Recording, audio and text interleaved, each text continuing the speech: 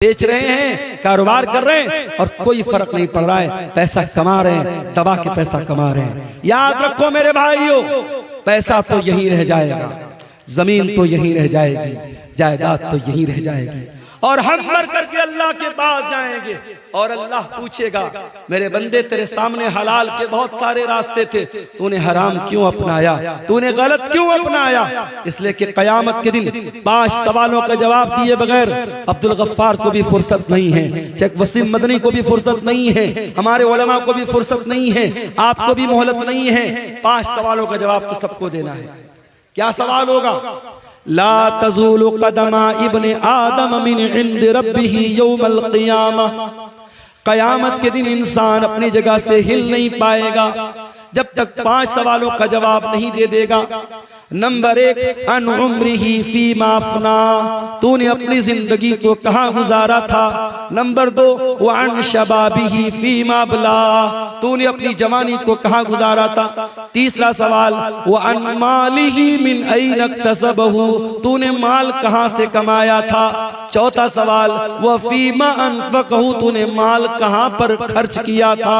और 5वां सवाल, व माज़ा अमिल फीमा अलिमा, तूने जो इल्म हासिल किया था उस इल्म के ऊपर तूने अमल कितना किया था। ये 5 सवाल का जवाब सबको देना है। कहां से पैसा कमाया, हलाल तरीके से कमाया कि हराम तरीके से कमाया। और खबरदार, मस्जिद में लोग जाते हैं ना, बड़ा एहतराम करते हैं मस्जिद का।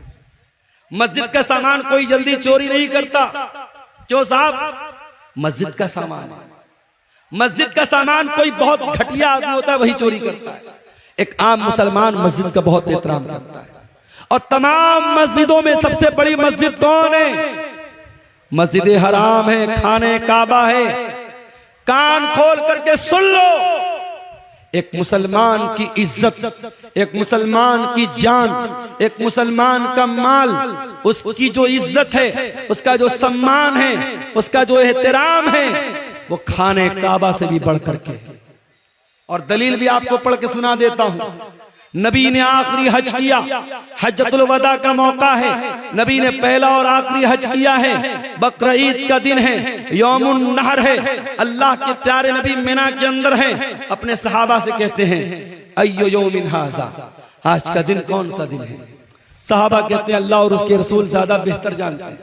आपने फरमाया, क्या आज यौमुन नहर नहीं है, क्या आज बकर ईद का दिन नहीं है। फिर आपने पूछा कि महीना कौन सा है। साहबा ने कहा, अल्लाह और उसके रसूल ज्यादा बेहतर जानते हैं। आपने फरमाया, क्या ये जिलहिज्जा का महीना नहीं है। फिर आपने पूछा, ये कौन सा शहर है। साहबा ने कहा, अल्लाह और उसके रसूल ज्यादा बेहतर जानते हैं। आपने फरमाया, क्या ये शहर मक्का नहीं है। उसके बाद आपने फरमाया, ओ लोगो, इन्ना इन्ना दिमाकुम व अमवालकुम व आराज़कुम हरामुन अलैकुम कहुरमत यौमिकुम हाज़ा फी बलदिकुम हाज़ा फी शहरिकुम हाज़ा। ओ लोगो, तुम्हारी माल, तुम्हारा माल, तुम्हारी जान और तुम्हारी इज्जत और आबरू एक दूसरे के लिए हराम है, एक दूसरे के लिए हराम है। जैसे आज का ये दिन हराम है, जैसे ये महीना हराम है, जैसे ये शहर मक्का हराम है, जैसे मक्का का एहतराम करते हो, जैसे जिलहिज्जा का एहतराम करते हो, जैसे आज के दिन का एहतराम करते हो, एक मुसलमान अपने भाई की जान और माल का एहतराम करे। मेरे अजीजों, सहाबे किराम बड़ी एहतियात करते थे। हजरत साद बिन अबी वक्कास सहाबी रसूल हैं, उनके बारे में मशहूर था कि वो मुस्तजाबुद दावत थे। साद बिन अबी वक्कास जब दुआ करते थे, उनकी दुआ जल्दी कबूल हो जाती थी। किसी ने पूछा कि ऐ साद बिन अबी वक्कास, क्या बात है, आप कौन सा ऐसा अमल करते हैं कि आपकी दुआ बहुत जल्दी कबूल हो जाती है। तो हजरत साद बिन अबी वक्कास ने क्या जवाब दिया? कहा कि ऐ लोगों, मैं जब खाना खाता हूं तो मुझे मालूम होता है कि मैं वो खाना कौन सी कमाई का खा रहा हूं। मैं जब भी कोई लुकमा उठा करके अपने मुंह में डालता हूं, जब तक यकीन न हो जाए, जब तक कंफर्मेशन न हो जाए, जब तक ये मुतय्यन न हो जाए कि मैं हलाल कमाई का और पाकीज़ा कमाई का लुकमा खा रहा हूं, तब तक वो लुकमा अपने हलक के नीचे नहीं उतारता हूं। एक बहुत बड़े अहले हदीस आलिम का वाकया सीरत निगारों ने लिखा है। गालिबन अगर मेरी याददाश्त धोखा नहीं खा रही है, गालिबन ये मौलाना अब्दुल्ला गाजीपुरी का वाक़या है। अब्दुल्ला गाजीपुरी रहमतुल्लाह अलैह बहुत बड़े अहले हदीस आलिम थे। उनको कहीं सफर पे जाना था, ट्रेन का टाइम हो गया, ट्रेन का टाइम हो गया, स्टेशन पर पहुंचे, इतना टाइम नहीं था कि टिकट खरीद सकते और सामने ट्रेन छूट रही थी। और उस जमाने में इतनी ट्रेनें नहीं थी कि चलो एक ट्रेन छूट गई तो दूसरी पकड़ लेंगे। मौलाना अब्दुल्ला गाजीपुरी साहब ने जल्दी से ट्रेन पकड़ी, ट्रेन पर सवार हो गए, मगर दिल ही दिल में ये एहसास हो रहा था मैंने टिकट नहीं खरीदा है, ये रेलवे की चोरी है, ये सरकार की चोरी है।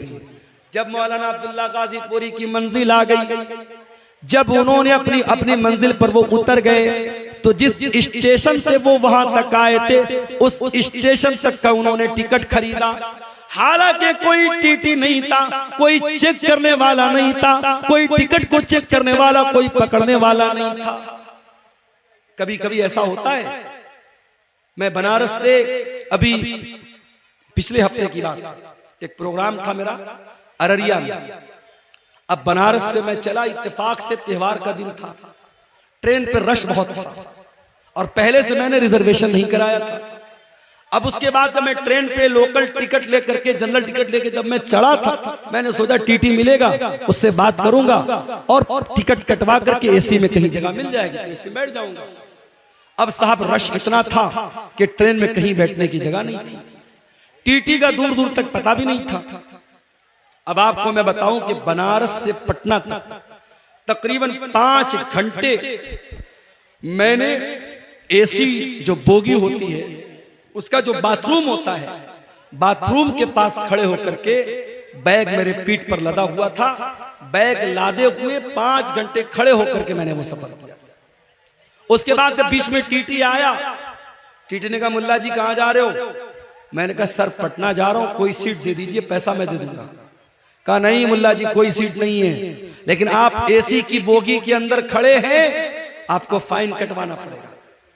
मैंने कहा सर मैं अंदर कहां खड़ा हूं, बाथरूम के पास खड़ा होकर के जा रहा हूं, टिकट तो है मेरे पास। कहा कि आप चूंकि एसी बोगी में चढ़े हैं आपको फाइन देना पड़ेगा। मैंने कहा जनरल में जाने लायक हालात नहीं है। उसने कहा जनरल में तो छोड़ दो, आपने जनरल का टिकट लिया, आप एसी में आए हो। उसने 1000 रुपया फाइन भी काटी और 5 घंटे का सफर मैंने खड़े होकर गुजारा। आज हालात ये है, जब रश का टाइम होता है टिकट जल्दी नहीं मिलता है। मौलाना अब्दुल्ला गाजीपुरी उस दौर में वो टिकट बगैर खरीदे वापस जा सकते थे, मगर उनकी एहतियात देखो मेरे भाई, उनका तकवा देखो। वो जिस स्टेशन से आए थे उस स्टेशन तक का उन्होंने टिकट खरीदा और वही टिकट खरीद करके उसको फाड़ दिया। उनके साथियों ने पूछा मौलाना ये क्या किया आपने? कहा मेरे भाइयों मैं रेलवे की ट्रेन का मैंने सफर किया था और मैं जल्दीबाजी में टिकट नहीं खरीद पाया था। मैंने जानबूझ करके उस स्टेशन का टिकट खरीद करके फाड़ दिया ताकि उतनी रकम सरकार के खजाने में चली जाए। ये हमारे उलमा थे, ये हमारे उलमा थे जो सरकार और हुकूमत और गवर्नमेंट की चोरी को भी चोरी समझते थे। और आज मुसलमान अपने मुसलमान भाई का सामान चोरी करने में भी दरेग नहीं करता है। मेरे अजीजों ये एहतियात अपने अंदर पैदा करो। सलफ कहा करते थे अतिब मतअमका तकुन मुस्तजाब दावात, अपनी कमाई को हलाल कर लो तुम्हारी दुआएं कबूल होने लगेगी। इमाम अबू हनीफा रहमतुल्लाह अलैह बहुत बड़े इमाम गुजरे हैं, अल्लाह की रहमतें नाजिल हो उनके ऊपर। इमाम अबू हनीफा रहमतुल्लाह अलैह ने एक आदमी को कर्जा दिया, कर्जा दे दिया उसको, उसने समय पर टाइम पर कर्जा नहीं लौटाया। इमाम अबू हनीफा रहमतुल्लाह अलैह उस आदमी के दरवाजे पर गए। गर्मी का मौसम था, धूप निकली हुई थी और इमाम अबू हनीफा दरवाजे के पास खड़े हैं। दरवाजा खुलता है और उस इंसान के मकान के अंदर एक बहुत बड़ा पेड़ है, एक बहुत बड़ा दरख्त है। वो इंसान रिक्वेस्ट करता है इमाम साहब आप ठीक है पैसा लेने आए हैं, कर्जा लेने आए हैं, लेकिन इमाम साहब गर्मी का मौसम है, धूप बहुत तेज निकली है, आप मेरे दरवाजे के अंदर चले आए और इस पेड़ की छाया में आप आ जाएं, इस पेड़ की छांव में आ जाएं। आपको गर्मी लग रही है, धूप लग रही है, आप इतने बड़े आलिम हैं, हमसे देखा नहीं जाता है, आपको शोभा नहीं देता है। इमाम अबू हनीफा कहते हैं ऐ मेरे भाई, तूने अगर मेहमान के तौर पर बुलाया होता, मैं तेरे घर में भी आया होता, तेरे पेड़ के नीचे खड़ा भी होता और एक गिलास पानी भी मैंने पिया होता, मगर मैं मेहमान बन के नहीं आया हूँ, मैं अपना कर्जा लेने के लिए आया हूँ। और मुझे इस बात का डर है, अगर मैं तेरे मकान के अंदर दाखिल हो गया और तेरे पेड़ की छांव में मैं आ गया तो ये भी एक तरीके का प्रॉफिट हो जाएगा, ये भी एक तरीके का मुनाफा हो जाएगा। और मैंने चूंकि तुमको कर्जा दिया है और कर्जे पर अगर मैंने ये प्रॉफिट हासिल कर लिया, ये मुनाफा मैंने हासिल कर लिया, तो मुझे इस बात का डर है कि कहीं ये भी सूद और ब्याज में शामिल न हो जाए। अल्लाह, कितना प्यारा हमारा दीन है मेरे भाई, कितना प्यारा हमारा दीन है। कितनी एहतियात करते थे हमारे असलाफ कि किसी को पैसा उधार दिया है तो उसके मकान के पेड़ की छांव में भी जाना उन्होंने गवारा नहीं किया। इमाम अहमद इब्न हंबल के पास एक औरत आती है, गौर से सुनना ये वाकया। इमाम अहमद इब्न हंबल के पास एक औरत आती है। ऐ इमाम अहमद इब्न हंबल, एक मसला पूछ रहे हैं, आपके पास आई, क्या मसला है? ऐ इमाम अहले सुन्नत, ऐ इमाम अहमद इब्न हंबल, मसला यह है कि मैं कपड़ा तैयार करती हूँ, कपड़ा बुनती हूँ, और मैं दिन में भी काम करती हूँ, रात में भी काम करती हूँ। दिन में सूरज की रोशनी में काम करती हूँ, रात को मैं चिराग जला करके चिराग की रोशनी में काम करती हूँ। ऐ इमाम अहमद इब्न हंबल, जब कपड़ा तैयार हो जाता है तो कपड़े की क्वालिटी में कुछ कपड़ा जो सूरज की रोशनी में तैयार होता है उसकी क्वालिटी थोड़ी अलग होती है, और जो कपड़ा चिराग की रोशनी में तैयार होता है उसकी क्वालिटी में थोड़ा फर्क होता है। ऐ इमाम अहमद इब्न हंबल, मैं मसला पूछने आई हूँ, जब मैं ये कपड़ा मार्केट पे बेचने जाऊंगी, जब मैं इस कपड़े को बाजार में बेचने जाऊंगी, तो क्या मुझे ये क्लियर करना पड़ेगा, क्या मुझको ये बताना पड़ेगा कि इस कपड़े का कौन सा हिस्सा मैंने सूरज की रोशनी में तैयार किया है और कौन सा कपड़ा मैंने रात के चिराग की रोशनी में तैयार किया है? इमाम अहमद इब्न हंबल हैरान हो गए, कहा कि है मेरी बहन, मसला मैं बाद में बताऊंगा, पहले मैं ये जानना चाहता हूं, इतनी अल्लाह वाली, इतनी तकवा वाली तू औरत है कौन जो आ करके ये मसला पूछ रही है कि कपड़ा अगर सूरज की रोशनी में तैयार हुआ है और चिराग की रोशनी में तैयार हुआ है तो क्या कस्टमर को ये बताना पड़ेगा कि कौन सा कपड़ा सूरज की रोशनी में तैयार हुआ है और कौन सा कपड़ा चिराग की रोशनी में तैयार हुआ है? ऐ मेरी बहन, मैं जानना चाहता हूँ तेरा घराना कौन सा है, तेरा खानदान कौन सा है, तो कौन से खानदान से ताल्लुक रखती है? उस औरत ने कहा, ऐ इमाम अहमद इब्न हंबल, मैं इमाम बिश्र अल हाफी की बहन हूं। उस दौर के एक बहुत बड़े इमाम थे, इमाम बिश्र अल हाफी, मैं उनकी बहन हूं। हजरत इमाम अहमद इब्न हंबल ने कहा, वल्लाह मैंने बहुत तारीफ सुनी थी बिश्र अल हाफी की, आज देख लिया कि उनके घराने के अंदर कितनी दीनदारी है, कितना तकवा है, कितना अल्लाह का डर है, कितनी एहतियात है कि आज उनकी बहन आकर के मुझसे मसला पूछ रही है। मेरे प्यारे साथियों, एहतियात इसको कहते हैं, हलाल और हराम की चिंता इसको कहते हैं। आज तो हमारा मिजाज ये बन चुका है, बस पैसा आना चाहिए चाहे जैसे आ जाए, और यही वजह है आज रिश्तों की बरकत मेरे प्यारे साथियों खत्म हो चुकी है। आज जब लड़की देखने के लिए जब लड़के की मां जाती है तो क्या देखती है? लड़की की पर्सनालिटी कैसी है, लड़की कितनी खूबसूरत है, लड़की का घर और मकान कैसा है, लड़की कितना जहेज लेकर के आएगी। काश हमने लड़की के घर वालों का तकवा देखा होता, लड़के की दीनदारी देखी होती और मुत्तकी और परहेजगार लड़की को बहू बना के घर में लाते तो शायद आज हालात वो न होते जो आज अपनी आंखों से हम और आप देख रहे हैं। हजरत उमर फारूक का वो वाकया याद कीजिए।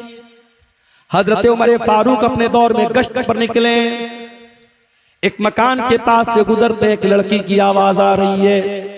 लड़की की मां अपनी लड़की से कह रही है, बेटी दूध में उठ करके पानी मिला दे, सुबह हम दूध का कारोबार करने जाएंगे, दूध बेचने जाएंगे, रात बहुत हो चुकी है, तू जल्दी से दूध में पानी मिला दे। लड़की कहती है, अरे अम्मी जान क्या आपको पता नहीं है अमीरुल मोमिनीन का ऑर्डर आया है, हजरत उमर का हुक्म आया है, दूध में पानी मिलाना जुर्म है, दूध में पानी मिलाना अपराध है। हमें मार्केट में शुद्ध दूध बेचना है, हमें प्योर दूध बेचना है, हमें खालिस दूध बेचना है, हमें दूध में कोई मिलावट नहीं करनी है। माँ ने कहा बेटी यहां कौन सा उमर हमको देख रहा है, या कौन सा उमर देख रहा है? रात का सन्नाटा है, रात का टाइम है, अंधेरा है। ऐ मेरी बच्ची तू जाके दूध में पानी मिला दे, उमर को पता भी नहीं होगा कि हम क्या कर रहे हैं। बेटी ने कहा मेरी प्यारी अम्मी जान ठीक है, हजरत उमर फारूक हमको नहीं देख पा रहे हैं, उनको पता भी न चलेगा। फ़इन्ना रब्ब उमर यराना, अगर उमर हमको नहीं देख रहे हैं, ऐ अम्मी जान उमर का रब तो हमको देख रहा है। ऐ मेरी प्यारी माँ अमीरुल मोमिनीन नहीं देख पा रहे हैं, लेकिन रब्बुल आलमीन तो देख रहा है, अल्लाह तो देख रहा है। अल्लाह को क्या जवाब देंगे? ऐ मेरी प्यारी माँ तो इस सवाल का जवाब दे दे, मैं दूध में पानी मिलाना बंद, मैं दूध में पानी मिलाने के लिए तैयार हो जाऊंगा। जब बेटी ने ये जवाब दिया माँ खामोश, माँ खामोश हो गई। मेरे भाइयों तरबियत करो तो ऐसी करो कि आपके बच्चे जहां आपसे गलती हो, आपके बच्चे आपकी का सुधार कर दें, आपकी इस्लाह कर दें। बेटी ने जब ये जुमला कहा है माँ खामोश हो गई। हजरत उमर फारूक ने मकान का नंबर नोट कर लिया, मकान की निशानी नोट कर ली।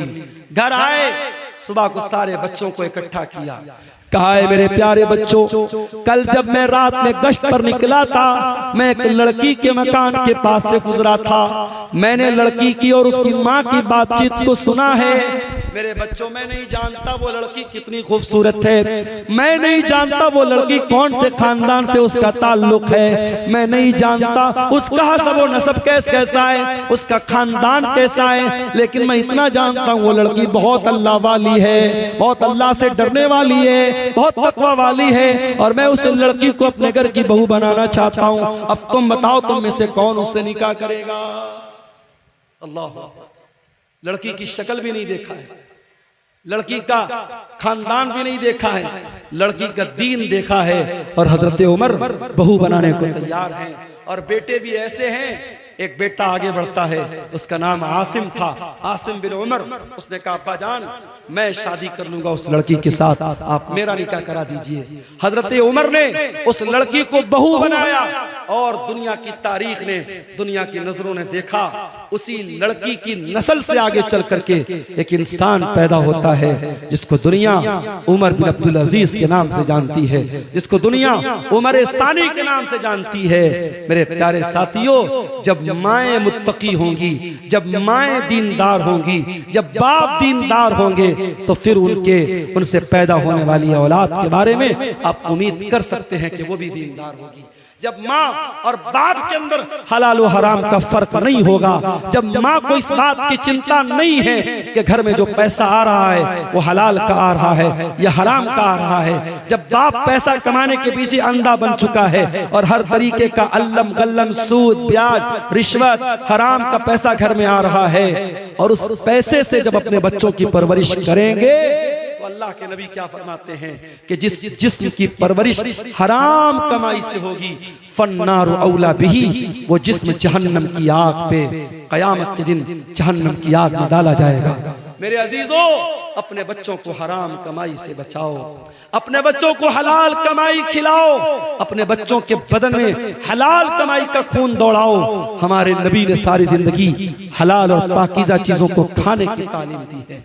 हमारे नबी के दुनिया में आने का एक मकसद ये भी था, वयज़अनु इस्रहुम वलगलाल लती कानत अलैहिम, मेरा नबी हलाल चीजों को तुम्हारे लिए, पाकीज़ा चीजों को तुम्हारे लिए हलाल करने आए थे। मेरे नबी नापाक चीजों को तुम्हारे लिए हराम करने आए थे, और मेरे नबी तुम्हारे कंधे के ऊपर, तुम्हारे ऊपर जो जंजीरें थी, जो बेड़ियां थी, उन बेड़ियों से तुमको आजाद करने के लिए दुनिया में आए थे। नबी आए थे इसीलिए ताकि हराम चीजों की बेड़ियों और जंजीरों से हमें आजाद कर दे। मेरे भाइयों, हराम कमाई की इन जंजीरों से अपने दामन को बचा लो। आज वल्लाह हमारे घरों के सुकून को ये हराम कमाई बर्बाद कर रही है। और मैं फिर से कहता हूं, हर हराम का एक हलाल अल्टरनेट शरीयत में मौजूद है। आप सूद और ब्याज अगर हराम है तो आप ये मत समझिए कि मौलवी साहब अगर सूद हराम है तो हमारे पास पैसा है तो हम क्या करें। मैंने उसका हलाल अल्टरनेट आपको बताया। आप मुजारबत कीजिए, आप पार्टनरशिप पर कारोबार कीजिए, हलाल तरीके से बिजनेस कीजिए। अगर आप सूद पर कर्जा का लेन देन नहीं करते हैं, बगैर सूद के आप कर्जे का लेन देन कीजिए। आज बहुत सारे शहरों में इस्लामी बैतुल माल कायम है और बहुत सारे लोग मिल करके उसमें ताउन करते हैं और छोटे छोटे अमाउंट जो गरीब लोग होते हैं, जो मिडिल क्लास के लोग होते हैं, जिनको छोटा मोटा काम करने के लिए पैसे की जरूरत पड़ती है, उनको सूद और ब्याज से बचाने का ये काम आप कर सकते हैं। और याद रखो मेरे भाइयों, ये बड़े बड़े जलसे कराने से बड़ा काम है।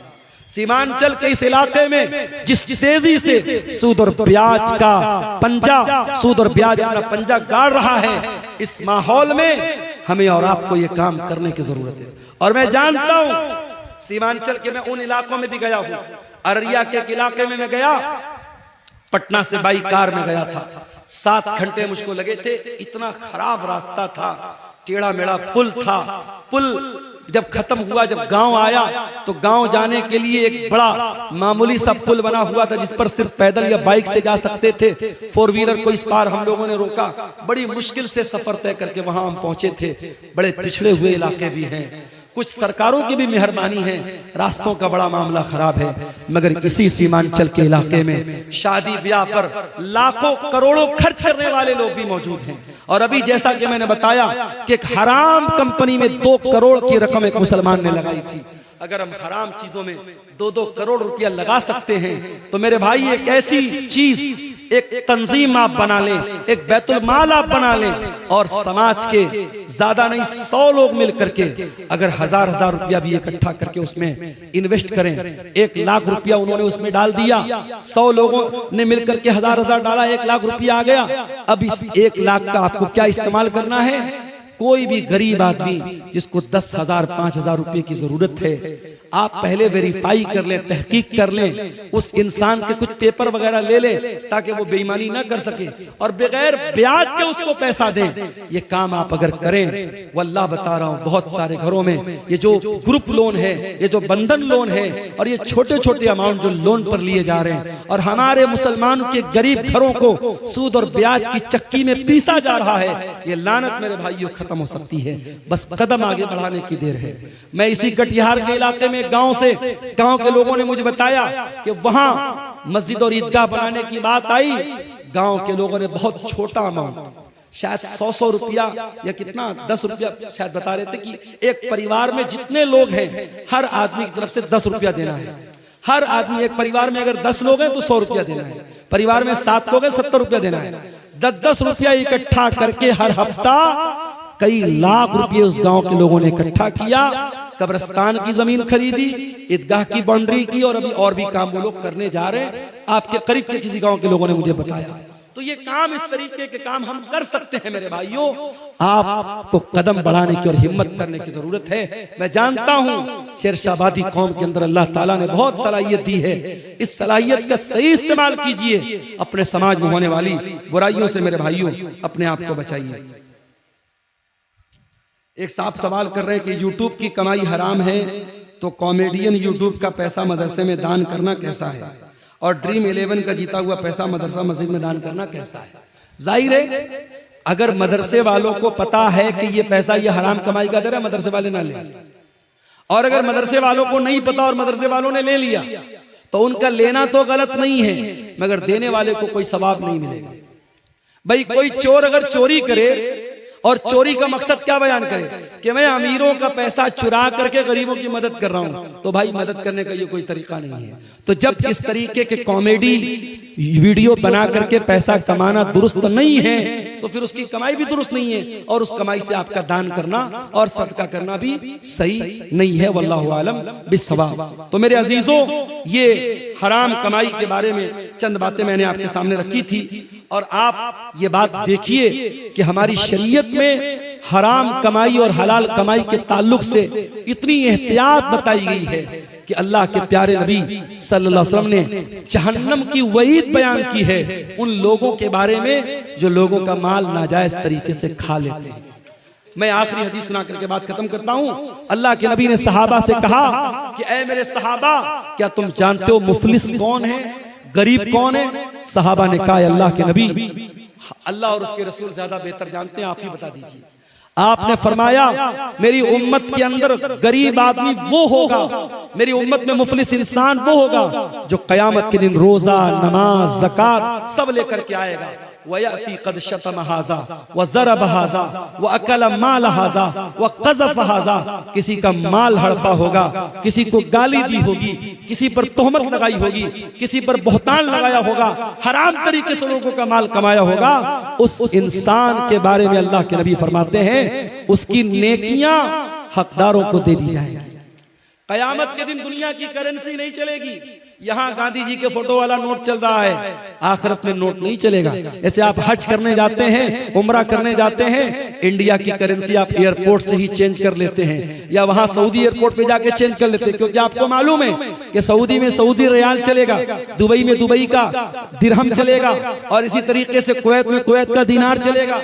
आखिरत में जो करेंसी होगी मेरे प्यारे साथियों, वो नेकी और गुनाह की करेंसी होगी। अगर हमने किसी का हक मारा है, उसकी हमारी नेकियां उसको दे दी जाएंगी।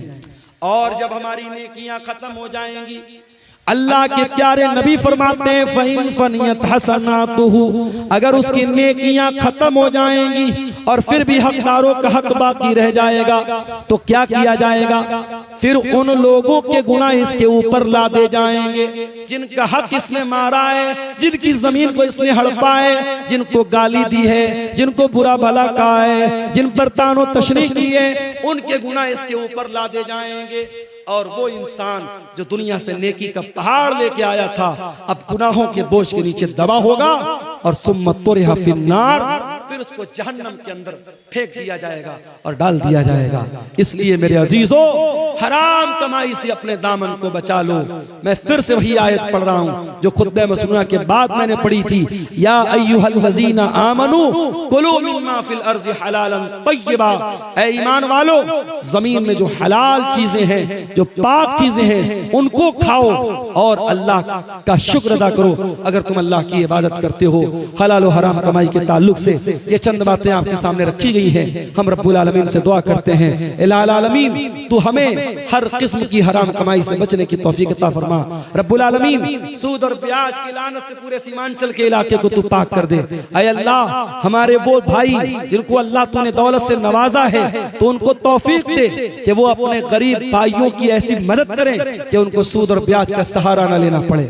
ऐ अल्लाह, जो लोग किसी भी तरीके से हराम कमाई की लानत में मुलव्विस हैं,